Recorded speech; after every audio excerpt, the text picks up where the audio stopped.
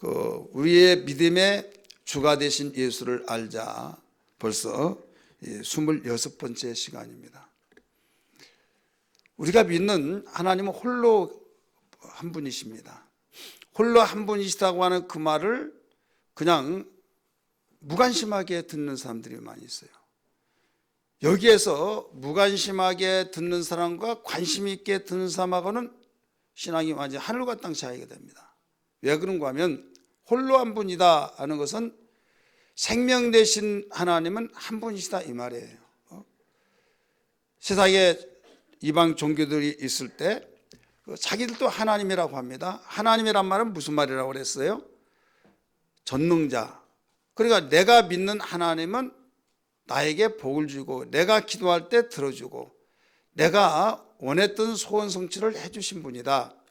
내가 섬기는 신이 어떤 신보다 위다 최고다라고 생각하니까 그 신을 섬기고 있는 거지, 내가 섬기고 있는 신은 아무것도 아니야 할 사람 있다고 한다면 그 신을 누가 섬기겠어요? 각각 자기 나름대로서 자기가 섬기고 있는 신이 최고라고 말한다 이거죠.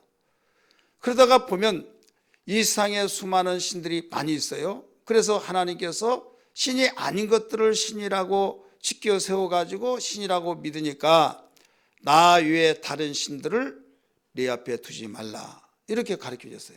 그러면 하나님이 다른 신을 인정했다는 것이 아니라 너희들이 다른 신이 없는데 홀로 있는 유일하신 하나님은 나밖에 없는데 너희들이 섬기는 그 헛된 신들을 내 앞에 두지 마라 이 말이에요.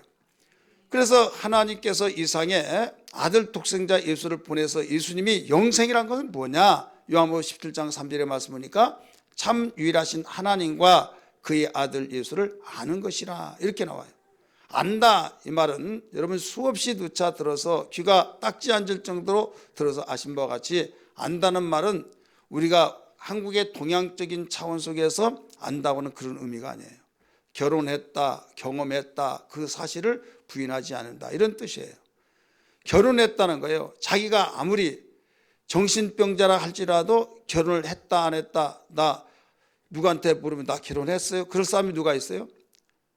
개봉동에 어떤 사람 그 이야기하는 소리를 듣는데 그 동네 정말 최고의 미남이라고 할 정도, 그러면서 이 부동산에 사람들이 있으면서 저 총각 정말 안타깝다고 결혼도 해야 할 텐데 저렇게 이쁘고 멋있고 대단하게 잘생겼는데 저렇게 돼가지고 어떻게, 그러니까 그 소리를 듣고 나 결혼했어 막 하면서 누가 나보고 결혼 못해서 그렇게 나한테 불쌍히 여기라고 했냐, 나 결혼했다.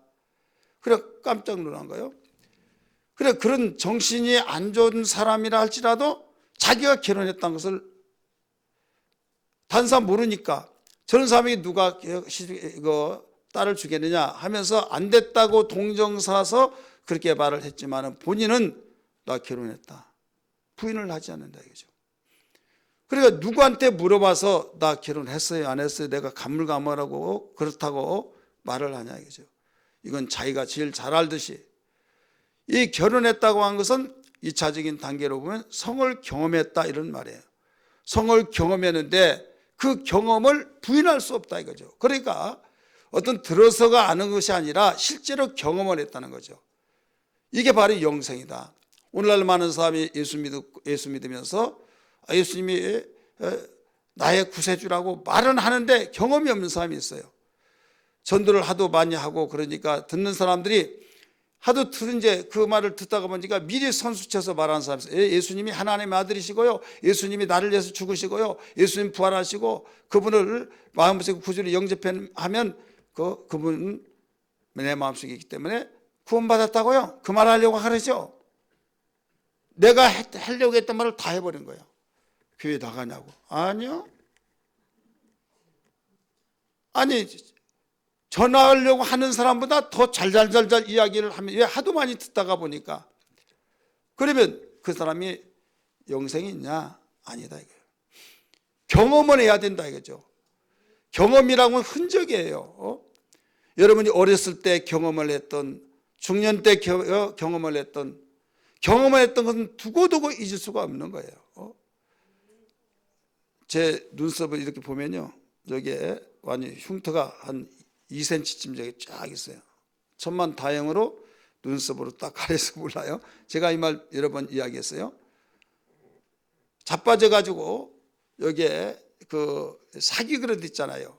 거기에 딱 해서 피가 막 철철철 흘렀어요. 근데 지금같이 막 꼬매고 그럴 수도 없고, 그 썩은 새 알아요? 썩은 새라고 있어요. 그게 뭐냐면 초가집치인데 그 속에 이제 썩은 것인데 그걸 막 비벼가지고 진짜 갈라진 데다가 퍽 집어넣고, 담배 있는 사람은 담배가루 갖다 탁 집어넣고 그냥 여기다가 이러고 있으면 지혈이 돼요. 그러다 보면 그것과 함께 그냥 지혈되면 딱지가 돼서 며칠 있으면 딱지가 떨어지면서 벌어진 만큼 흉터가 생긴 거예요. 옛날엔 지혈을 그렇게 했어요. 근데 그 흔적이 그대로 있는 거예요. 그 가운데 여자들 같으면 여기다가 눈썹을 싹 그리면 더 모르겠죠. 근데 눈썹 한번 그리지 않았어요.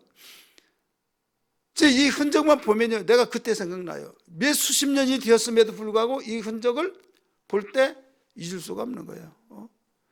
여러분이 가장 좋았던 거 흔적이 있을 때 그 좋은 흔적이 잊을 수 없고, 또 어떤 것은 가장 나에게 치욕적이거나 아니면 나에게 잊을 수 없는 그 안 좋은 그 추억도 잊을 수 없는 것처럼, 예수를 믿는다고 하는 것은, 안다고 하는 건 그 말이에요. 영원히 지울 수 없는 어떤 이론이 아니라 실제로 내가 이 경험을 했던 그 예수를 내가 아는 거죠. 그래서 예수님이 친히 말씀하셨어요. 예수님이 요한복음 5장 24절에서 영생에 대해서 가르쳐주고 요한복음 17장 3절에서 가르쳐준 것을 우리 설명을 잘 거기에서 보완을 해야만 됩니다.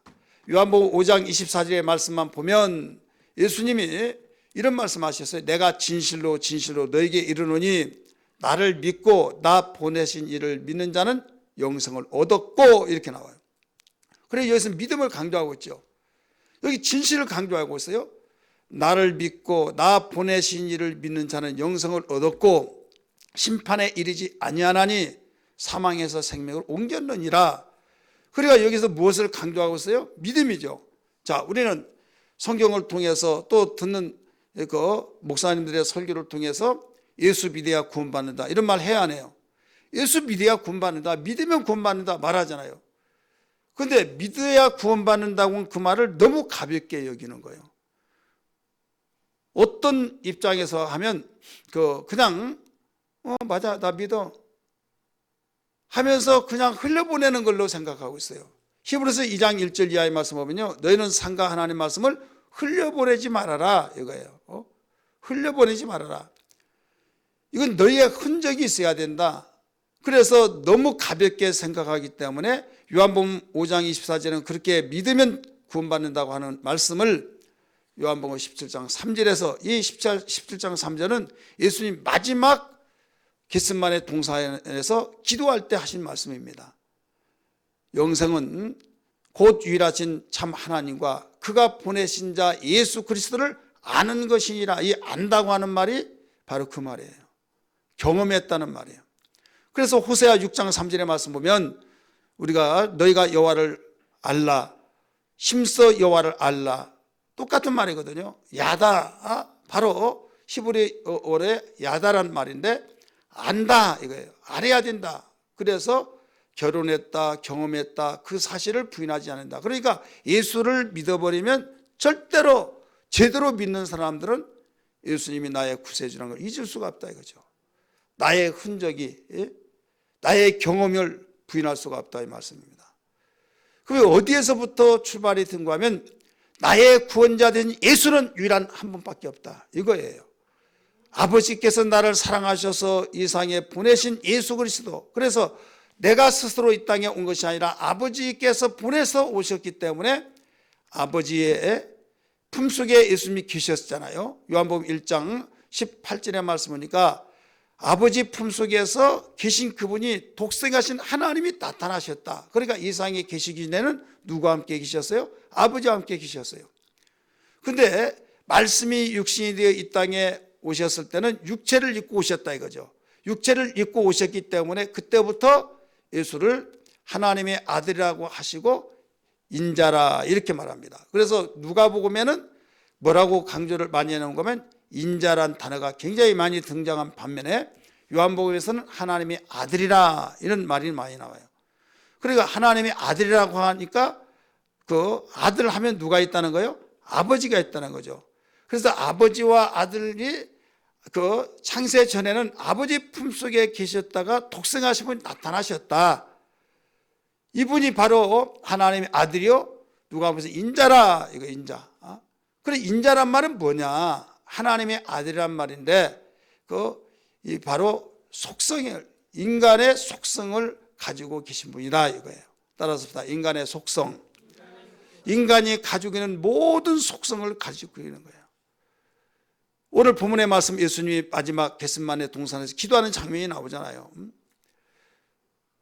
베드로, 야고보, 요한을 데리고 가시면서 12 제자가 있지만 하나는 이미 거기서 나고자 되고 마귀의 앞잡이가 되어서 11명이 있는 가운데 3명만 뽑아서 같이 가시면서 내가 심히 고민하여 죽게 되었다. 고민. 그러면 슬퍼했다고 그랬어요. 참혹한 그 고난을 받을 때 두려웠기도 했어요. 그래 인간의 그 본성이 괴롭고 슬퍼하고 고민스럽고 정말 죽고 싶은 심정이 정말 너무나도 막상 죽는다고 하면 또 두렵기도 하고 연약함을 여기서 가리키고 있는 거예요. 그래 예수 그리스도는 이런 인성을 가지셔서 우리 인간과 똑같은 속성을 가지고 계신다 이런 말씀입니다. 믿으시길 바랍니다. 어떤 사람은 대부분 이런 사람들이 있어요. 뭐라고 한 거 하면 예수님은 하나님의 아들이시니까 십자가에 못 박혀 죽으시더라도 하나도 안 아프셨을 거야. 그러니까 그걸 참지 어떻게 참겠느냐고 이런 사람들이 있어요. 여러분 그렇게 생각하면 잘못된 거예요. 왜? 우리와 똑같은 성정을 가지셨고 똑같은 인간의 속성을 가지셔서 우리가 슬퍼할 때 주님도 슬퍼하셨다고 그랬고 우리가 고민할 때 예수님도 고민한다고 말씀하셨고 괴로워한다고 할 때 우리가 괴롭잖아요. 그러면 괴로워하고 그래서 우리가 인간이 가지고 있는 모든 것을 예수님이 다 가지셨다. 왜? 바로 육체로 이 세상에 오셨기 때문입니다. 그래서 예수 그리스도의 인성이라고 하는 오늘 제목을 가지고 여러분들에게 말씀을 드리고 있는 거예요. 그러면 인간의 약점은 뭐냐? 인간의 약점은 죽음을 피할 수 없는 거예요. 따라서 죽음을 피할 수 없는 거. 반드시 죽음을 맞이하는 것이 인간의 이 특성이 피할 수 없는 것이요. 더 나가서 그 죽음 때문에 벌써 죽는다고 할 때 피할 수 없으니까 연약하잖아요. 여러분 하나님의 아들이라 할지라도 육체로 오신 이상 천사보다 잠깐 동안 못하다 이렇게 말씀하고 있죠. 우리 성경 말씀 히브리서 2장 9절 말씀 봅니다. 히브리서 2장 9절 말씀 같이 읽습니다. 시작.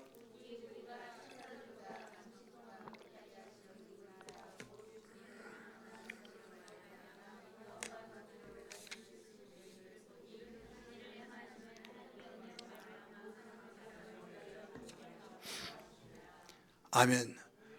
오직 우리가 천사들보다 잠시 못하게 하심을 입은 자 곧 죽음의 고난 받으심으로 말미암아 영광과 존귀로 관을 씌우신 예수를 보니 이를 행하심은 하나님의 은혜로 말미암아 모든 사람을 위하여 죽음을 맛보려 하심이라. 육체로 오신 이유는 죽음을 맛보기 위한 것이었다.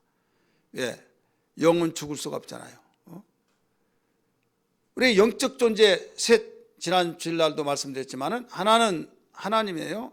하나님 영이시잖아요. 그 다음에 천사 영입니다. 이 사람의 영혼. 그래서 세 존재는 영적 존재예요.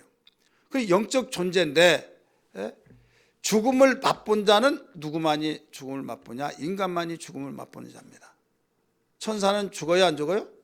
죽지를 않아요. 육체가 있는 자만이 죽는 거예요. 그래서 왜 예수님이 육체로 오셨느냐? 죽음을 맛보려고 하신 것이다.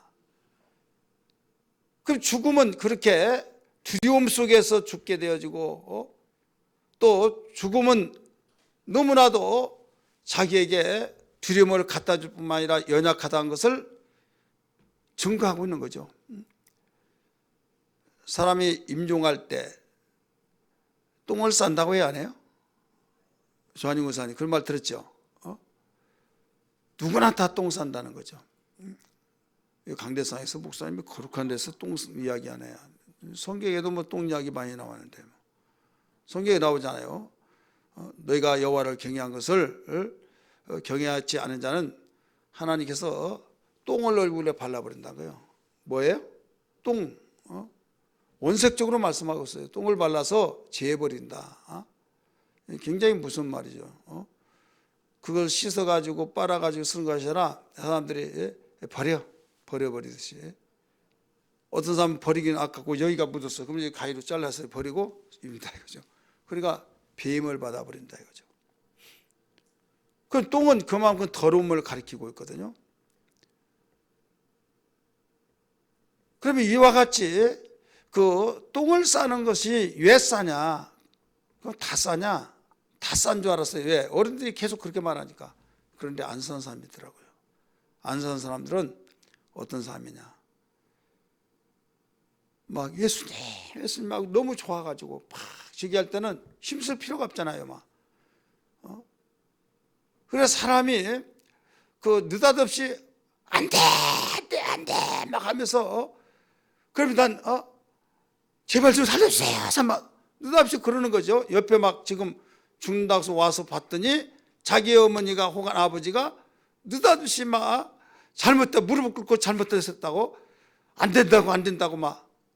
그러니까 예를 들어서 제가 어렸을 때 봤던 것이 있는데 개를 작게 해서 끌고 가는데 안 가려고 팍 하니까 생똥을 막 질질 싸더라 이거죠. 그와 같이 영적으로 그 사람을 본 거예요. 끌어가니까 나는 지금 가면 안 된다고 하는 그런 상황 속에 있는데 지금 끌어가니까 근데 옆에 있는 사람 몰라요. 영이 안 보이니까. 그럴 때 이때 막 끌려가면서 안 된다고 해서 힘을 쓰니까 이때 생똥 싸는 거예요. 죽음의 두려움을 그걸 이제 견디다 못해서 힘을 쓰니까 나오지 아니할 때 여기에 힘을 쓰니까 나온다 했죠. 그러나 평안히 죽는 사람들은 생똥 안 싸요. 그것만 보더라도 생똥 싼다고 해서 얼마나 힘든다고 하는 것을 알 수가 있죠. 두렵기도 하고 무섭기도 하고. 예수님이 바로 육체로 오심은 이런 연약함, 하나님의 아들이라 할지라도 인간으로 오신 이상 죽음을 맛볼 수밖에 없는 이런 상황에 있는 것이 육체로 온 자는 누구든지 죽음을 피할 수가 없다. 이게 약점이에요. 우리 한번 따라합시다. 인성을 말한다. 인자라는 것은 인성을 말한 거예요. 인성은 사람의 속성을 말한 거예요. 사람의 속성은 연약하다는 거죠. 연약하다. 그러면 그 연약함 속에서 우리가 알아야 할 것이 뭐냐면 우리 사람의 연약하에서 다 죽잖아요. 그럼 우리 인간은 그 연약하기 때문에 죽고 그러면 우리의 그 연약함과 예수의 연약함 차이가 뭐가 있느냐? 차이는 우리는 육체로서의 본성이 바로 땅에서 나왔어요. 이게 정욕입니다. 따라서 정욕. 인간의 본성이 바로 정욕이 되어서 모든 삶의 죄를 져요. 이 속에서 나타나지 않아서 그렇지 그것이 행동으로 옮겨지면 범죄자가 되는 거예요. 따라서 인간은 속성이 본성으로 시작됐다. 본성이니까 그 본성이 정욕으로 되어 있기 때문에 얼뜻하면 어떤 한계에 도달하면 성질 팍 내고 아니면 어떤 상황에 배가 고팠다. 그러면 눈이 휘둥그레지죠. 그럴 때 저걸 도둑질해서 먹고 싶고 왜? 배가 고프니까. 그 다음에 나를 막 미워하면 정말 같이 대들다가 나중에 최고의 화가 치닫으면 미움이 되고 미움이 더 극적으로 나가면 이제 죽이고 싶은 충동 속에서 절제하지 못하면 이제 살인이 나오는 거예요. 그렇기 때문에 인간의 그 본성은 정욕으로 되기 때문에 모두 죄인이다 이거예요. 그리고 예수님은 어떤 분이냐? 예수님은 인간의 육체를 가지고 오셨지만은 그분은 그 본성이 정욕이 아니라 본성이 뭐냐면 신성이에요. 따라서 신성이라는 건 거룩하다는 거예요. 거룩하기 때문에 이게 다른 점이다. 여기에서 해결되지 아니하면 엉뚱한 사람이 됩니다. 어느 감리교회 목사님이 어떤 글을 썼냐면 예수는 동정녀 마리아하고 연애 걸었다 이렇게 해서놨어요. 감리교 목사가. 이 사람은 지옥 가려고 작정한 듯하는 글을 쓴 것 같아요.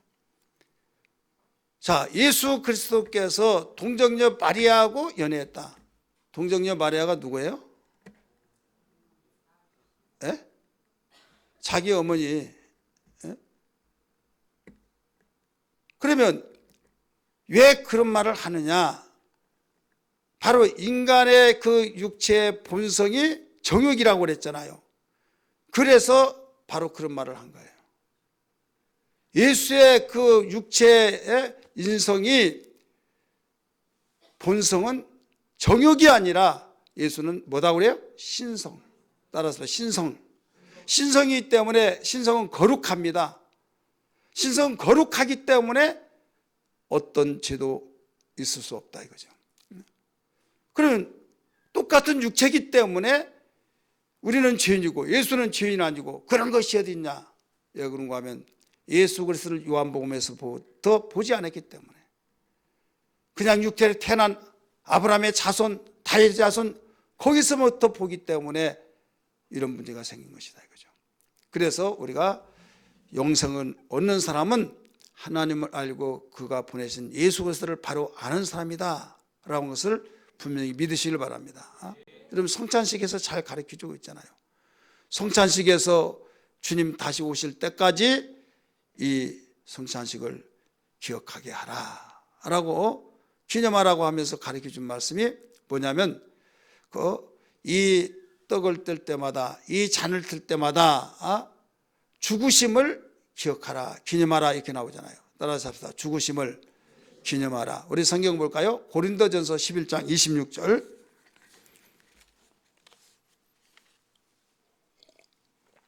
고린도전서 11장 26절 읽으세요.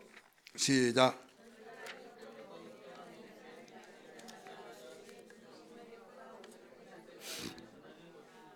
아멘. 너희가 이 떡을 먹으며 이 잔을 마실 때마다 그의 죽으심이라고 그랬어요. 그가 오실 때까지 전하는 것이니라. 죽으심. 자, 죽으심은 무엇을 가리키고 있어요? 그분의 육체로 오신 예수, 인간의 속성,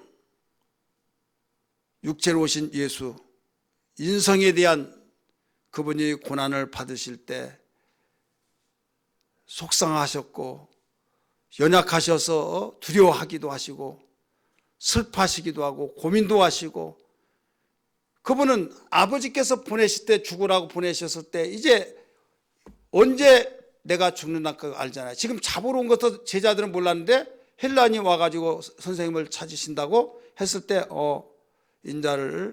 인자가 갈 때가 왔구나 하면서 나가시잖아요. 요한복음에 말씀 보면.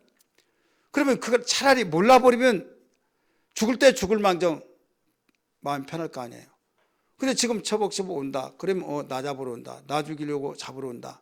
얼마나 두려웠겠어요. 얼마나 무서웠겠어요. 근데 많은 사람은 예수님은 하나님의 아들이가 하나도 안 무서웠어 뭐 이렇게 생각은 아니다 이거예요.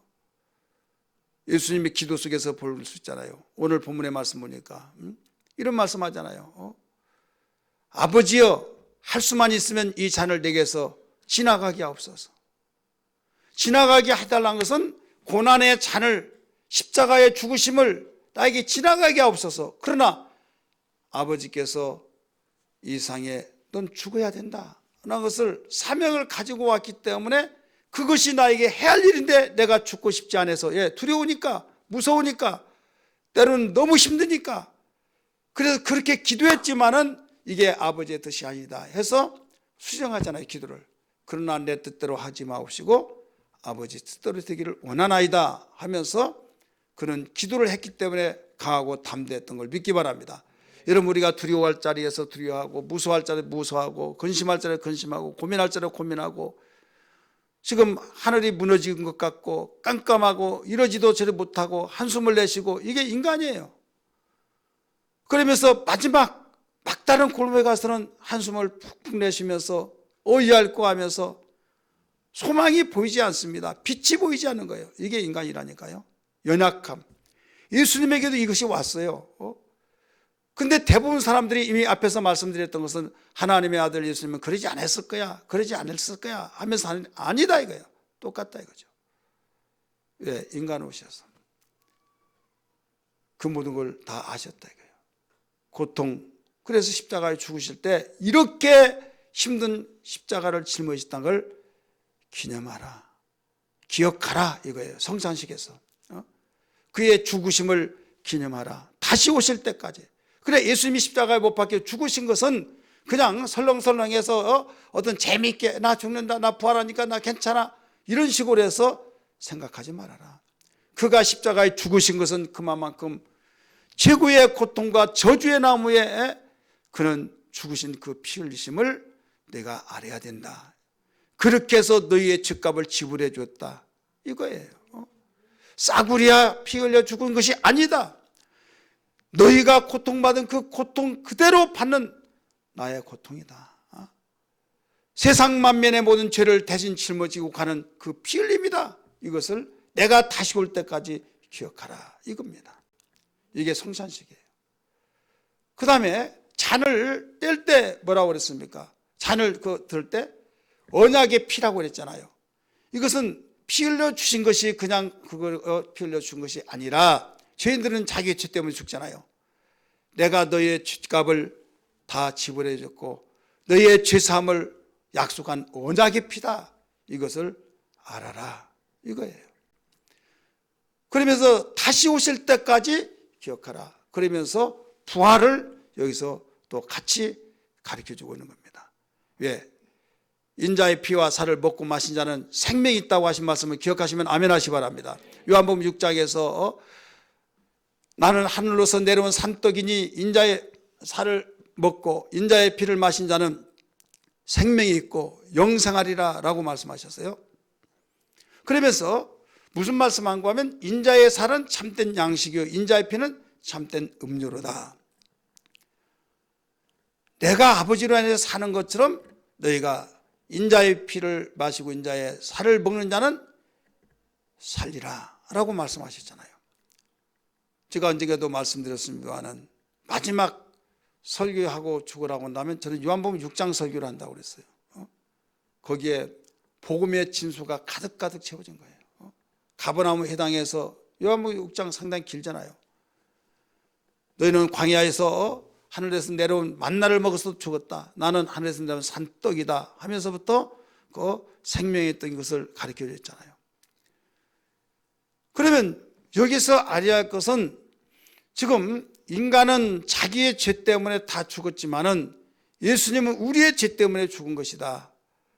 죽었는데 인간으로 오셔서 죽었다. 그 인간의 속성 그대로 아픔과 고통과 번민과 슬픔과 또 정말 두려움과 최악의 그 두려움, 무서움 이것을 다 감수하면서 죽으셨다. 그러나 그분은 죄가 없으신 분은 우리의 본성은 땅에서 나왔기 때문에 정욕으로 이루어져서 죄인이지만 예수는 그 이 육체가 신성이 있기 때문에 신성으로 충만하기 때문에 거룩하셔서 죄가 없으신 분이다. 여기에서 정리를 해야만 됩니다. 믿으시길 바랍니다. 많은 사람이 예수님의 육체를 부정한다든지 예수님의 육체를 부정하고 신성만 주장한다든지 예수님의 신성도 인정하고 인성도 인정하는데 인성을 인간의 인성하고 똑같이 봐버린다 이거죠. 그래서 예수님은 왜 죄가 없고 우리는 죄가 있느냐 똑같은 인간이다며 라고 말하는데 여기에서 무엇을 잘못 보기 때문에 그러는가 하면 예수님의 인성은 말씀에서 육신이 되었다 이거예요. 따라서 합시다. 말씀에서 육신이 되었다. 말씀은 하나님인 걸 믿기 바랍니다. 말씀은 영이신 걸 믿기 바랍니다. 하나님이 죄가 없듯이 바로 거기서 말씀이 육신이 되기 때문에 비록 육체는 인간의 육체 100% 인간의 육체지만은 그 본성이 신성이다 이거예요.